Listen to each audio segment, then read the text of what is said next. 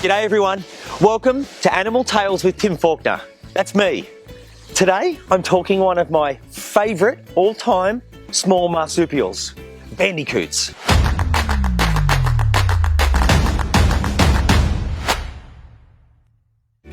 Bandicoots are a small marsupial, native to Australia. They fall within the critical weight range, and that means many Bandicoot species are threatened with extinction.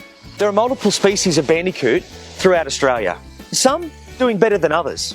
One I'd like to talk about is found in and around where Aussie Ark is, the Barrington Tops, and it's the northern brown bandicoot. Northern brown bandicoots are found from just north of Sydney at the Hawkesbury River. Now that river is a divide. To the south of it, you get the southern brown bandicoot. To the north of it, you get the northern brown bandicoot.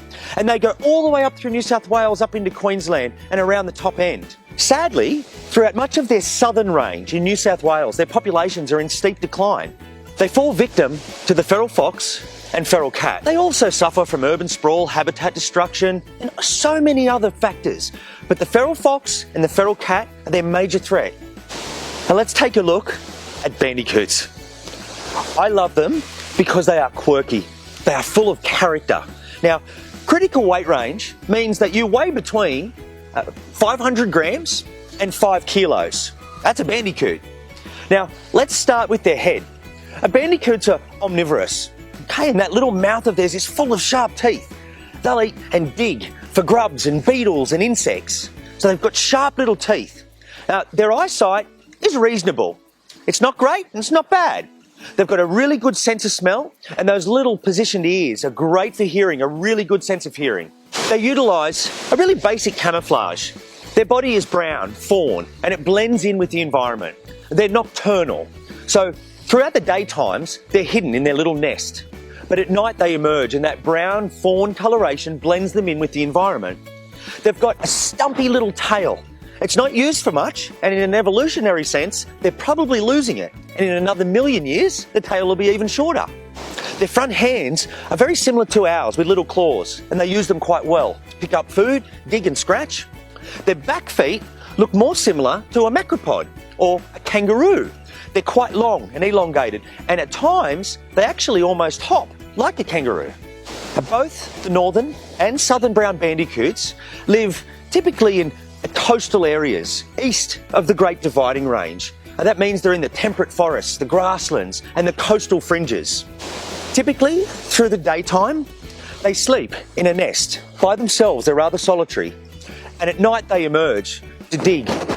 Now, this digging behaviour is very important, and it's why bandicoots are considered an ecosystem terrestrial engineer. Did you know that one bandicoot can dig and turn over an elephant's worth of dirt each year?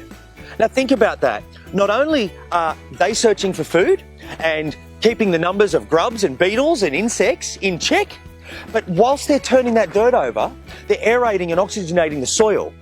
They're turning leaf litter into dirt and helping with decomposition. And that can reduce fire load by having less fire load on the ground because bandicoots are turning it into dirt.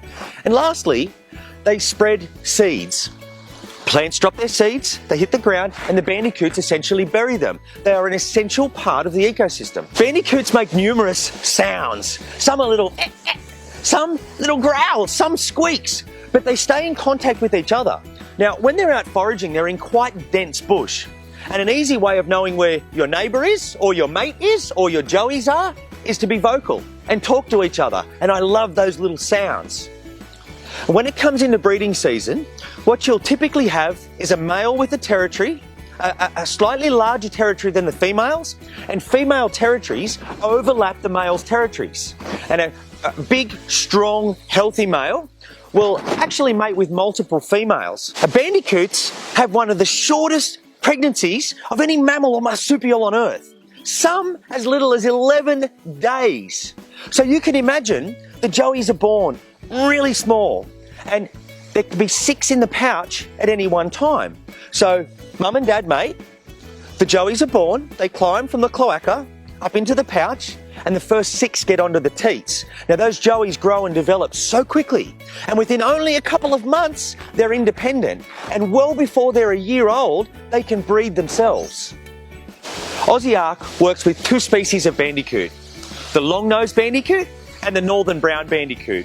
Now, throughout much of Australia, bandicoots are in peril. Their populations are in decline. I mentioned earlier, that's overwhelmingly because of the feral fox and the feral cat. Now, what can we do about that? Well, at the moment, we don't have a solution to deal with the fox and cat. Aussie Ark's solution is to fence in large swathes of land. The bandicoots can roam free and wild like they did. And what we control is the threat of fire, is the threat of feral pest, is the threat of invasive weeds. By controlling them, we can have thousands of bandicoots in a habitat that they once called home. 2 bits of homework for today. There are a range of different species of bandicoots in Australia. Can you please research and name them all for me? Now, I want you to note, some species have sadly gone extinct. Some are critically endangered, some are endangered. I'd like you to list not just the species, but also those that have gone extinct and those that are endangered and critically endangered. And next, and for a bit of fun, please draw me a bandicoot life cycle. A male and female in the forest, a female that gives birth to a joeys, the joeys growing up, and the joeys becoming adults and breeding themselves. Now that's all for today. See you next time.